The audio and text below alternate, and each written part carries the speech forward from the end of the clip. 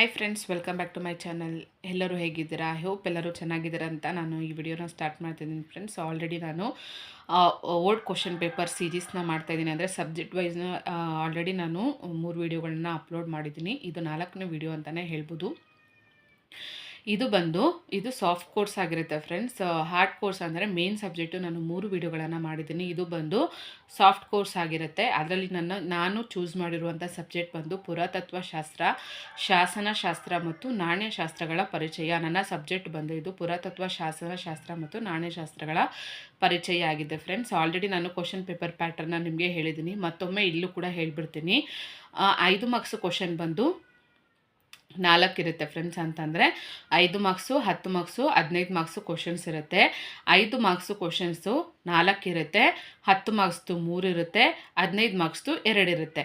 So total ಆಗಿ ನಮಗೆ 80 ಮಾರ್ಕ್ಸ್ಗೆ ಈ ಕ್ವಶನ್ ಪೇಪರ್ ಇರುತ್ತೆ ಅಂತಲೇ ಹೇಳ್ಬೋದು. ನೆಕ್ಸ್ಟು ಇನ್ನು 20 ಮಾರ್ಕ್ಸ್ ಅಸೈನ್ಮೆಂಟ್ ಇರುತ್ತೆ ಫ್ರೆಂಡ್ಸ್. ಅಸೈನ್ಮೆಂಟಲ್ಲಿ ನಮಗೆ ಎಷ್ಟು ಮಾರ್ಕ್ಸ್ ಸಿಗುತ್ತೋ ಅದರ ಮೇಲೆ ನಮ್ಮ ಟೋಟಲ್ ಮಾರ್ಕ್ಸು ಡಿಪೆಂಡ್ ಆಗಿರುತ್ತೆ ಅಂತಲೇ ಹೇಳ್ಬೋದು.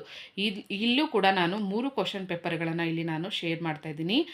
ಅಂದರೆ ಇದು ಓಲ್ಡ್ ಕ್ವಶನ್ ಪೇಪರ್ಗಳು, ಅಂದರೆ ಹಿಂದೆ ನಡೆದಿರುವಂಥ ಕ್ವಶನ್ ಪೇಪರ್ಗಳನ್ನ ನಾನು ಕಲೆಕ್ಟ್ ಮಾಡಿಕೊಂಡು ಈ ರೀತಿ ವಿಡಿಯೋ ಮಾಡಿ ನಿಮಗೆ ತೋರಿಸ್ತಾ ಇದ್ದೀನಿ. ಅಂದರೆ ಇದು ಕೂಡ ನನಗೆ ಯೂಸ್ಫುಲ್ ಆಗುತ್ತೆ. ನನ್ನಂಥ ವಿದ್ಯಾರ್ಥಿಗಳಿಗೆ ಸಾಕಷ್ಟು ಜನ ಈ ವಿಡಿಯೋ ನೋಡೋದ್ರಿಂದ ಏನಾಗುತ್ತೆ, ಅವ್ರಿಗೂ ಕೂಡ ಹೆಲ್ಪ್ ಆಗುತ್ತೆ ಅಂತ ನಾನು ಈ ವಿಡಿಯೋನ ಮಾಡ್ತಾಯಿದ್ದೀನಿ.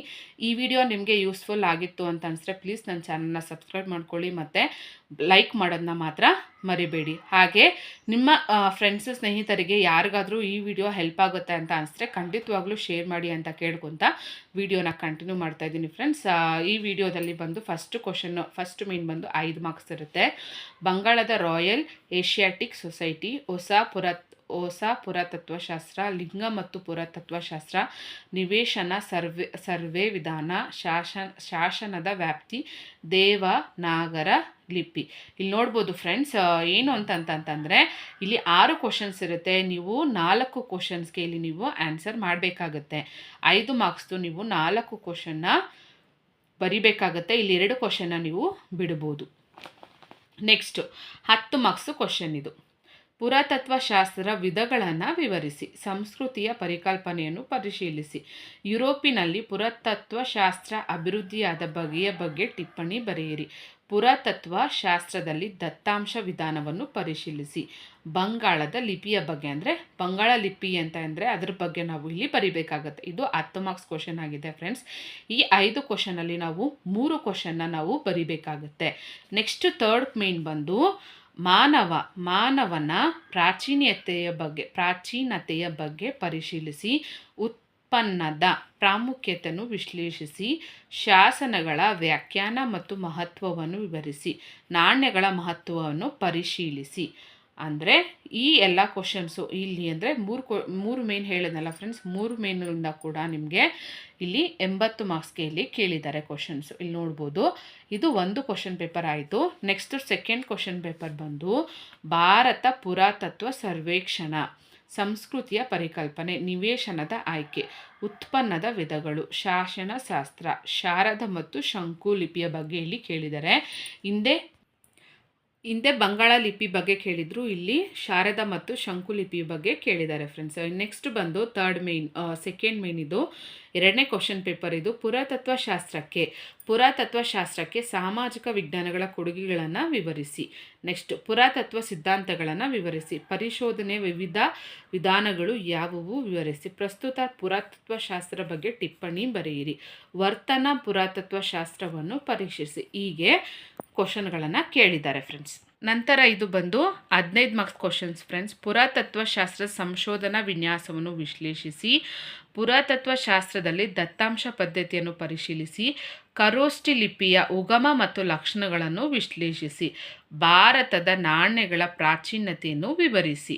ಇದು 2ನೇ ಕ್ವಶನ್ ಪೇಪರ್ ಆಗಿತ್ತು. ಇದು 15 ಮಾರ್ಕ್ಸ್ ಕ್ವಶನು. ಇಲ್ಲಿ 4 ಕ್ವಶನ್ಸ್ ಇರುತ್ತೆ. ಇಲ್ಲಿ ನಾವು 2 ಕ್ವಶನ್ಸ್ ನಾವು ಚೂಸ್ ಮಾಡಿ ಬರಿಬೇಕಾಗುತ್ತೆ ಫ್ರೆಂಡ್ಸ್. ಇದು ನೆಕ್ಸ್ಟ್ 3ನೇ ಕ್ವಶನ್ ಪೇಪರ್ ಅಂತಂದರೆ ಇದು ಕ್ವಶನ್ ಪೇಪರ್ 3ನೇದಾಗಿರುತ್ತೆ. ಆಲ್ರೆಡಿ ನಾನು 2 ಕ್ವಶನ್ ಪೇಪರ್ಸ್ ಇದರಲ್ಲಿ ತೋರಿಸ್ತೀನಿ. ನೆಕ್ಸ್ಟ್ ಕ್ವಶನ್ ಭಾರತ ಪುರಾತತ್ವ ಸರ್ವೇಕ್ಷಣಾಲಯ. ಈ ಕ್ವಶನು ರಿಪೀಟ್ ಆಗಿದೆ. HD ಸಂಕಾಲಿಯ ಕ್ರಿಯಾತ್ಮಕತೆ, ದತ್ತಾಂಶ ವಿಧಾನ, ಖರೋಷ್ಠಿ ಲಿಪಿ, ಸಂಸ್ಕೃತಿಯ ಪರಿಕಲ್ಪನೆ. ನಾನು ಎಲ್ಲದರಲ್ಲೂ ಹೇಳ್ತಾ ಇರ್ತೀನಿ, ಈ ಕ್ವಶನ್ ಪೇಪರ್ಗಳು ನೋಡಿದಾಗ ಏನಾಗುತ್ತೆ, ಯಾವ್ಯಾವ ಕ್ವಶನ್ನು ರಿಪೀಟ್ ಆಗಿದೆ, ಆ ರಿಪೀಟ್ ಆಗಿರೋ ಕ್ವಶನ್ನು ಅವರು ಯಾವ ರೀತಿ ಕೇಳಿದ್ದಾರೆ ಅನ್ನೋ ಒಂದು ಐಡಿಯಾ ನಮಗೆ ಬರುತ್ತೆ ಅಂತಲೇ ಹೇಳ್ಬೋದು ಫ್ರೆಂಡ್ಸ್. ಇದೇ ನಮಗೆ ಮೇಯ್ನಾಗಿ ಹೆಲ್ಪ್ ಆಗುವಂಥ ಪಾಯಿಂಟ್ ಅಂತಲೇ ಹೇಳ್ಬೋದು. ನೆಕ್ಸ್ಟ್, ಪುರಾತತ್ವಶಾಸ್ತ್ರ ವಿಧಗಳನ್ನು ವಿವರಿಸಿ. ಈ ಕ್ವಶನ್ ಕೂಡ ರಿಪೀಟ್ ಆಗಿದೆ ಫ್ರೆಂಡ್ಸ್. ಪುನರುಜ್ಜೀವನ ಕಾಲದ ಪುರಾತತ್ವ ಶಾಸ್ತ್ರ ಬೆಳವಣಿಗೆಯನ್ನು ವಿವರಿಸಿ. ಇಲ್ಲಿ ಏನು ಕೇಳಿದ್ರು ಓಲ್ಡ್ ಕ್ವಶನ್ ಪೇಪರಲ್ಲಿ, ಯುರೋಪಿನ ಕಾಲದಲ್ಲಿ ಪುರಾತತ್ವಶಾಸ್ತ್ರ ಯಾವ ರೀತಿ ಇತ್ತು ಅಂತ ಕೇಳಿದರು. ಇಲ್ಲಿ ಪುನರುಜ್ಜೀವನ ಕಾಲದಲ್ಲಿ ಪುರಾತತ್ವಶಾಸ್ತ್ರ ಯಾವ ರೀತಿ ಬೆಳವಣಿಗೆ ಆಯಿತು ಅಂತ ಇಲ್ಲಿ ಹೇಳ್ತಾ ಇದ್ದಾರೆ. ನೆಕ್ಸ್ಟ್, ಉತ್ಪನ್ನದ ಅನೇಕ ವಿಧಗಳನ್ನು ಪರಿಶೀಲಿಸಿ. ಎಪಿಗ್ರಫಿ ಎಂದರೇನು, ಅದರ ಮಹತ್ವವನ್ನು ವಿವರಿಸಿ. ಲಿಪಿ ಬೆಳವಣಿಗೆ ವಿವಿಧ ಹಂತಗಳನ್ನು ಚರ್ಚಿಸಿ. ಇಲ್ಲಿ ಹಿಂದಿನ ವಿಡಿಯೋಗಳಲ್ಲಿ ಬಂಗಾಳ ಲಿಪಿ ಬಗ್ಗೆ ಕೇಳಿದರು, ಶಾರದಾ ಮತ್ತು ಶಂಕುಲಿಪಿ ಬಗ್ಗೆ ಕೇಳಿದರು. ಇಲ್ಲಿ ಏನು ಕೇಳಿದ್ದಾರೆ, ಲಿಪಿಯ ಬೆಳವಣಿಗೆ ಯಾವ ರೀತಿ ಆಯಿತು, ಅದರ ವಿವಿಧ ಹಂತಗಳ ಬಗ್ಗೆ ನಾವು ಇಲ್ಲಿ ಬರೀಬೇಕಾಗತ್ತೆ. ನೆಕ್ಸ್ಟ್, ಇದು 15 ಮಾರ್ಕ್ಸ್ ಕ್ವಶನ್ನು, ಲಾಸ್ಟ್ ಮೇನ್ ಅಂತಲೇ ಹೇಳ್ಬೋದು. ಪುರಾತತ್ವ ಶಾಸ್ತ್ರಕ್ಕೆ ಸಮಾಜ ವಿಜ್ಞಾನಗಳ ಕೊಡುಗೆಗಳನ್ನು ಚರ್ಚಿಸಿ. ಶೋಧನಾ ವಿಧಾನಗಳನ್ನು ಚರ್ಚಿಸಿ. ಕ್ಷೇತ್ರ ತಂತ್ರಜ್ಞಾನ ಬಗ್ಗೆ ವಿಶ್ಲೇಷಿಸಿ. ಭಾರತದ ನಾಣ್ಯಗಳ ಪ್ರಾಚೀನತೆಯನ್ನು ವಿವರಿಸಿ. ಈ ಕ್ವಶನ್ ತುಂಬ ಇಂಪಾರ್ಟೆಂಟ್ ಅಂತಲೇ ಹೇಳ್ಬೋದು. ಎಲ್ಲ ಕ್ವಶನ್ ಪೇಪರಲ್ಲೂ ನಾಣ್ಯಗಳ ಬಗ್ಗೆ ಕೇಳಿದ್ದಾರೆ. ನಾವು ನಾಣ್ಯ ಅಂತ ಓದಿದಾಗ ಎಲ್ಲ ವಿಷಯಗಳನ್ನು ಅಧ್ಯಯನ ಮಾಡೋದ್ರಿಂದ ಏನಾಗುತ್ತೆ, ನಮಗೆಲ್ಲ ಕ್ವಶನ್ಗಳು ಕೂಡ ಯೂಸ್ಫುಲ್ ಆಗುತ್ತೆ ಅಂತಲೇ ಹೇಳ್ಬೋದು ಫ್ರೆಂಡ್ಸ್. ಈ ವಿಡಿಯೋ ಎಷ್ಟೋ ಜನಕ್ಕೆ ಹೆಲ್ಪ್ ಆಗುತ್ತೆ ಅನ್ನೋದು ನನ್ನ ಅಭಿಪ್ರಾಯ. ನಾನು ಲಾಸ್ಟ್ ವಿಡಿಯೋಗಳೆಲ್ಲ ಹೇಳಿದ್ದೀನಿ. ಇದು ಯಾರಿಗೆ ತುಂಬ ಯೂಸ್ ಆಗುತ್ತೆ ಅಂತಂದರೆ ಕೆಲಸ ಮಾಡಿಕೊಂಡು ಓದ್ತಾ ಇರೋ ವಿದ್ಯಾರ್ಥಿಗಳಿಗೆ ಇದು ತುಂಬ ಹೆಲ್ಪ್ ಆಗುತ್ತೆ ಅಂತಲೇ ಹೇಳ್ಬೋದು. ಹಾಗಂತ ಮನೇಲಿರೋರಿಗೆ ಹೆಲ್ಪ್ ಆಗಲ್ಲ ಅಂತ ನಾನು ಹೇಳ್ತಾ ಇಲ್ಲ. ಇದು ಎಲ್ಲ ವಿದ್ಯಾರ್ಥಿಗಳಿಗೂ ಹೆಲ್ಪ್ ಆಗುತ್ತೆ. ಮೇಯ್ನಾಗಿ ಈ ರೀತಿ ಕೆಲಸಕ್ಕೆ ಹೋಗಿ ಬಂದು ಓದೋರಿಗೆ ಇದು ತುಂಬ ಹೆಲ್ಪ್ ಆಗುತ್ತೆ. ಈ ರೀತಿಯ ವಿಡಿಯೋ ಅವ್ರಿಗೆ ಹೆಲ್ಪ್ ಆಗೋದ್ರಿಂದ ನನಗೂ ಒಂದು ಆತ್ಮತೃಪ್ತಿ ಇರುತ್ತೆ ಅಂತಲೇ ಹೇಳ್ಬೋದು ಫ್ರೆಂಡ್ಸ್. ಅದಕ್ಕಿಂತ ಮಿಗಿಲಾದ ಒಂದು ಸಂತೋಷ ಯಾವುದೂ ಇಲ್ಲ ಅಂತಲೇ ಹೇಳ್ಬೋದು. ನಮ್ಮಿಂದ ಇನ್ನೊಬ್ಬರಿಗೆ ಸಹಾಯ ಆಗುತ್ತೆ ಅಂತಂತಂದರೆ ಖಂಡಿತವಾಗ್ಲೂ ಮಾಡಬೇಕಾಗತ್ತೆ. ನನ್ನ ಅಭಿಪ್ರಾಯ ಏನು ಅಂತಂದರೆ, ಬೇರೆಯವ್ರಿಗೆ ಸಹಾಯ ಮಾಡೋಕ್ಕಾದರೆ ಮಾಡಬೇಕು, ಇಲ್ಲ ಅಂತಂದರೆ ದಯವಿಟ್ಟು ಸುಮ್ಮನೆ ಇರಬೇಕು. ಅಂದರೆ ಅವ್ರಿಗೆ ನಾವು ತೊಂದರೆ ಕೊಡೋಷ್ಟು ಮಟ್ಟಕ್ಕೆ ಹೋಗಬಾರ್ದು. ನಮ್ಮ ಕೈಲಾದರೆ ಮಾಡಬೇಕು, ಇಲ್ಲಾಂದರೆ ಸುಮ್ಮನೆ ಇರಬೇಕು. ಇದು ಕೂಡ ನನ್ನ ಅಭಿಪ್ರಾಯನೇ ಫ್ರೆಂಡ್ಸ್. ಇದು ಎಲ್ಲರೂ ಹೀಗೆ ಇರ್ತಾರೆ, ಹೀಗೆ ಯೋಚನೆ ಮಾಡ್ತಾರೆ ಅಂತ ಹೇಳೋದಕ್ಕಾಗೋದಿಲ್ಲ. ಕೆಲವೊಂದು ವಿಚಾರಗಳಲ್ಲಿ ನಮ್ಮ ಅಭಿಪ್ರಾಯ ಮತ್ತು ನಮ್ಮ ಎದುರುಗಡೆ ಇರುವಂಥ ಅಭಿಪ್ರಾಯ ಬೇರೆ ಬೇರೆ ಆಗಿರುತ್ತೆ. ಯಾವಾಗಲೂ ಒಂದೇ ರೀತಿ ಆಗಿರುತ್ತೆ ಅಂತಲೇ ಹೇಳೋಕ್ಕಾಗೋದಿಲ್ಲ.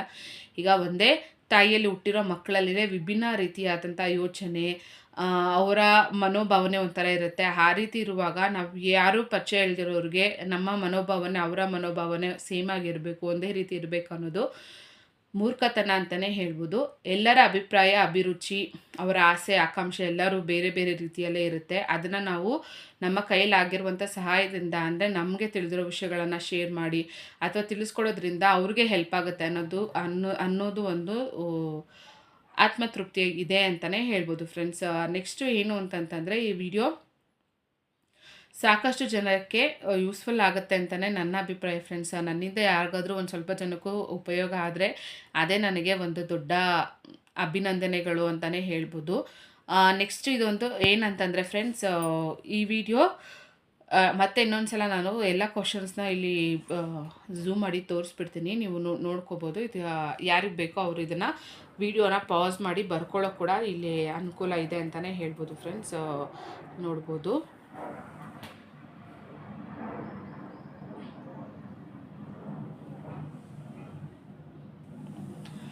ಇದಾಗಿತ್ತು ಫ್ರೆಂಡ್ಸ್ ಇವತ್ತಿನ ವಿಡಿಯೋ. ಈ ವಿಡಿಯೋ ನಿಮಗೆ ಇಷ್ಟ ಆದರೆ ಪ್ಲೀಸ್ ನನ್ನ ಚಾನಲ್ನ ಸಬ್ಸ್ಕ್ರೈಬ್ ಮಾಡ್ಕೊಳ್ಳಿ ಮತ್ತು ಹಾಗೆ ಒಂದು ಲೈಕ್ ಮಾಡಿ ಅಂತ ಕೇಳ್ಕೊತ ವಿಡಿಯೋನ ಎಂಡ್ ಮಾಡ್ತಾ ಇದ್ದೀನಿ friends. Thank you so much for watching.